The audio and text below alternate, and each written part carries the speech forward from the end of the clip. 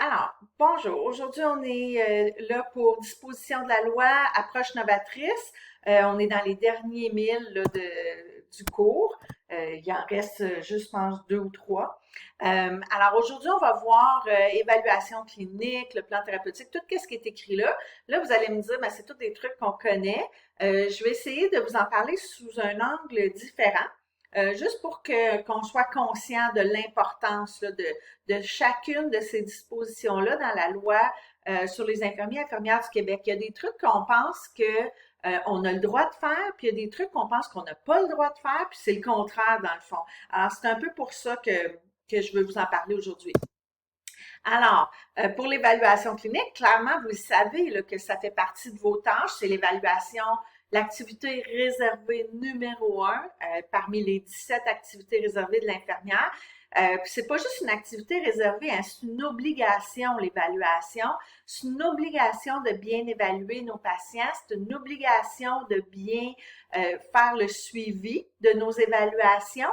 Sinon, on pourrait, puis on va voir dans la prochaine diapositive, on pourrait être puni pour ne pas avoir fait notre travail comme il faut. Alors, c'est quoi l'évaluation? Tout le monde le sait, là, d'être capable de reconnaître ce qui est normal versus ce qui ne l'est pas, de voir les complications, d'essayer de les anticiper, même les complications, d'essayer de déceler des problèmes de santé, déterminer la gravité des situations, puis agir en conséquence. Alors là, je ne vais pas tout vous les lire, là, mais l'évaluation pour l'infirmière, c'est la partie la plus importante.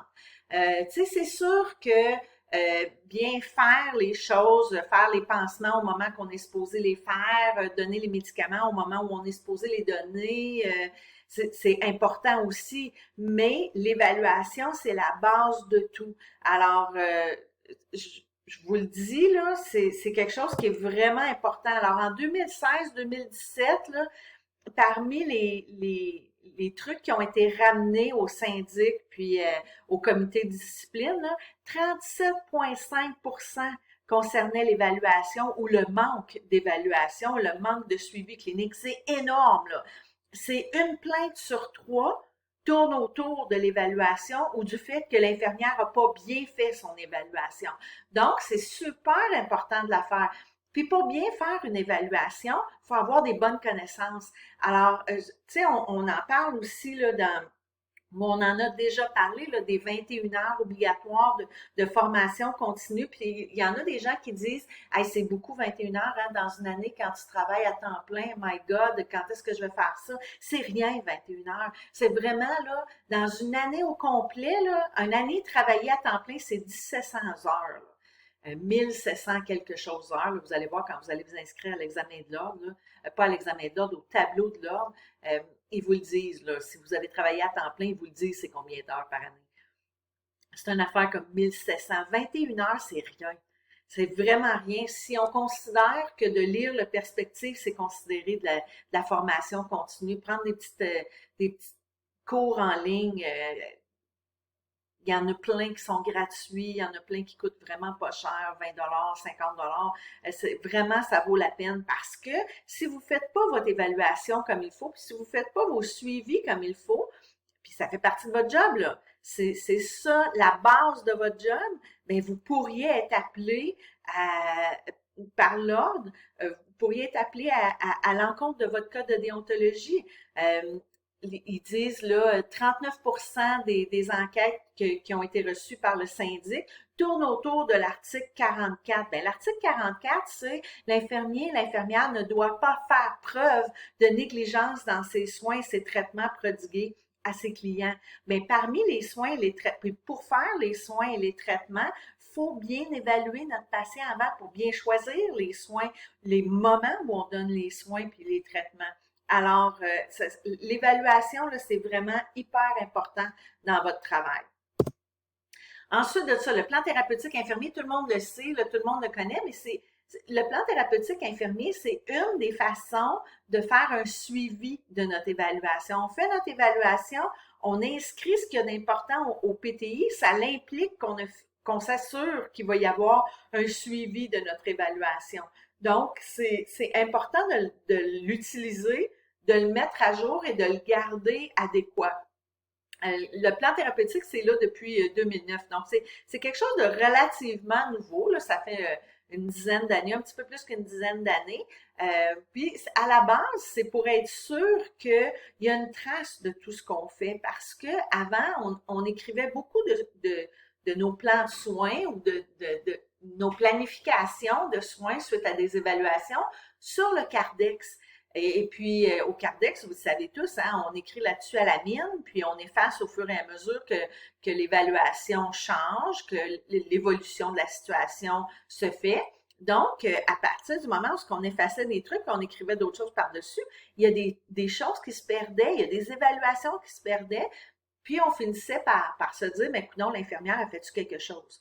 Alors, avec le plan thérapeutique infirmier, qui reste au dossier, on a une trace de l'évaluation de l'infirmière, des décisions qu'elle a prises face suite à ces évaluations, puis face à ses patients, puis à leur situation.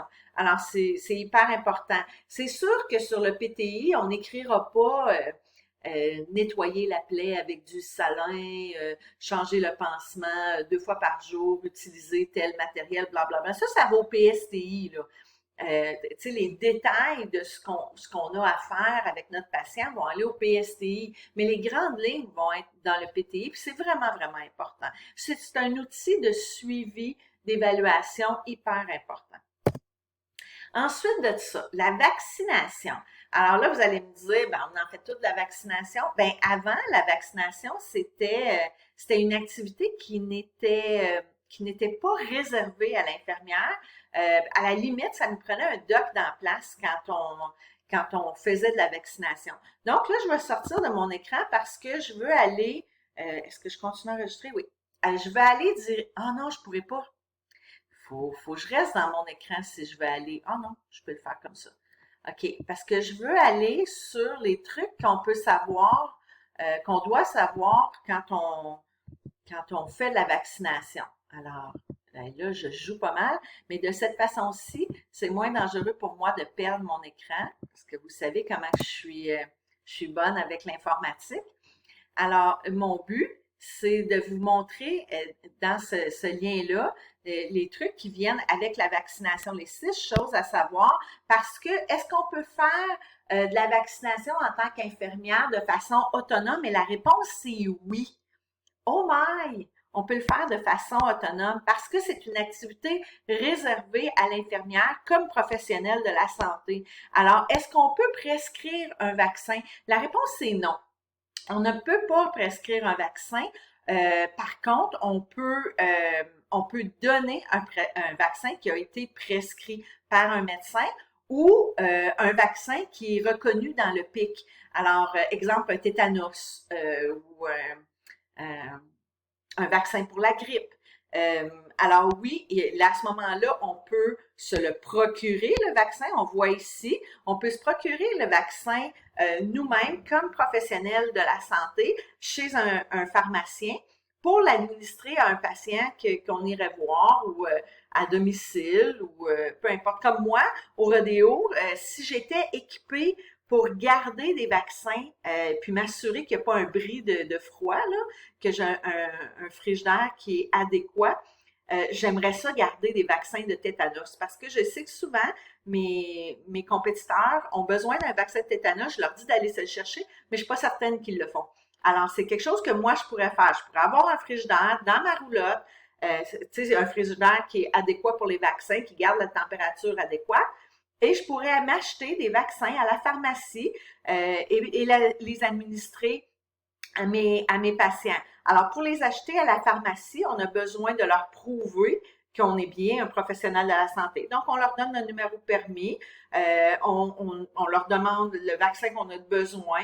Alors, moi, mettons, je leur demanderais un diphtérie tétanos, usage unique, là, des unidoses, puis la mention usage professionnel. Ça se vend, là, on pourrait l'acheter.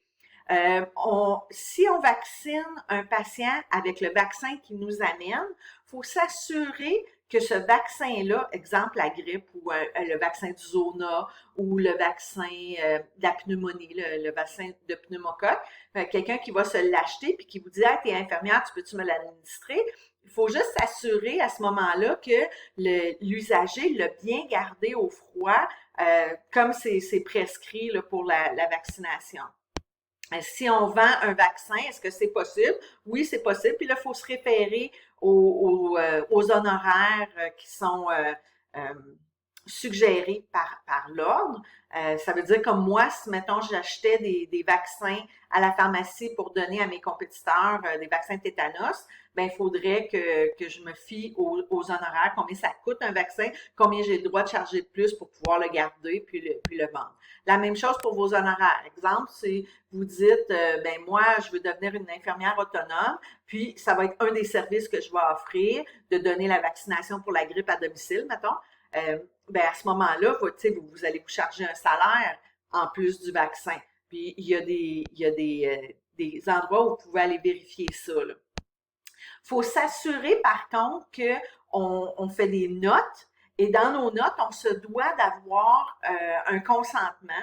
Puis vous le savez, un consentement, ça se doit d'être libre et éclairé. Là, ici, il parle d'un consentement verbal ou écrit. Moi, je vous dirais, c'est toujours mieux de n'avoir un écrit. Ça laisse des traces et à ce moment-là, vous vous protégez. Puis, si vous faites des, des vaccins de façon autonome, il faut vous assurer que vous laissez des notes au dossier en quelque part. Donc, vous allez devoir avoir un dossier sur ce patient-là. Puis ça n'a pas besoin d'être très